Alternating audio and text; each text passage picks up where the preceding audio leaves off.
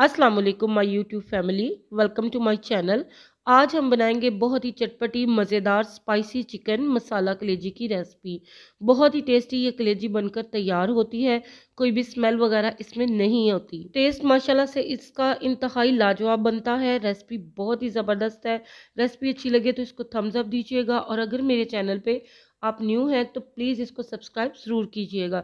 तो चलिए आ जाइए फिर बनाना स्टार्ट करते हैं इस मज़ेदार सी रेसिपी को। रेसिपी बनाने के लिए सबसे पहले हम एक खुले बर्तन में 1 टीस्पून सिरका डालकर पानी को बॉईल कर लेंगे। अब इस उबलते हुए पानी में मैं हाफ केजी के बराबर कलेजी ऐड कर दूंगी और इसे 5 से 6 मिनट के लिए बॉईल कर लूंगी। 4 से 5 मिनट जब ये अच्छे से बॉईल हो जाए तो फिर हम इसे स्ट्रेनर की मदद से छान कर पानी से निकाल लेंगे और इसे हम ठंडा कर लेंगे।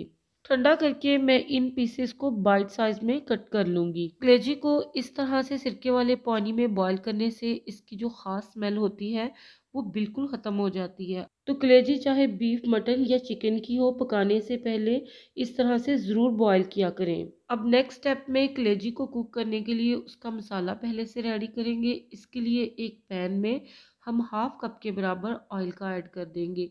2 मीडियम साइज़ के प्याज फाइन चॉप किए हुए इसमें ऐड कर देने हैं और प्याज को हमने फ्राई कर लेना है। प्याज को हमने सॉफ्ट होने तक फ्राई करना है। इसका कलर हमने बिल्कुल भी चेंज नहीं करना। प्याज यहाँ पर देखिए अच्छे से सॉफ्ट हो चुका है तो अब इसमें ऐड करेंगे 1 टेबलस्पून के बराबर बारीक पिसा हुआ अदरक और लहसुन।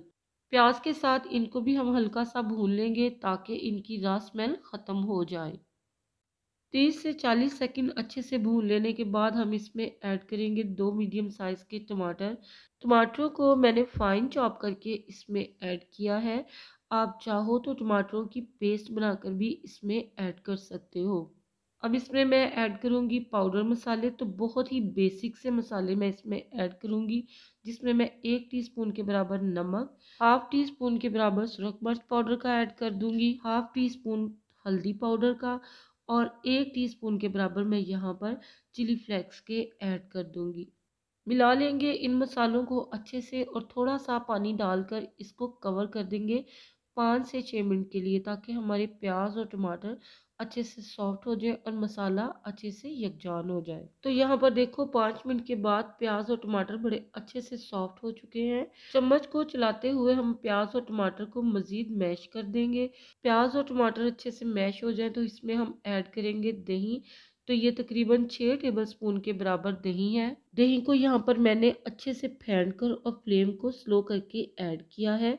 इस तरह करने से दही में कभी भी लम्स नहीं बनेंगे। अब इस स्टेज पर हमने दही का पानी खुश्क होने तक और ऑयल ऊपर आने तक इसको 4 से 5 मिनट के लिए पका लेना है। तो आप यहाँ पर देख सकते हो कि मसाला माशाल्लाह से बहुत अच्छे से भुन चुका है। तो अब हम इसमें ऐड करेंगे बॉईल की हुई और बाइट साइज में कट की हुई कलेजी।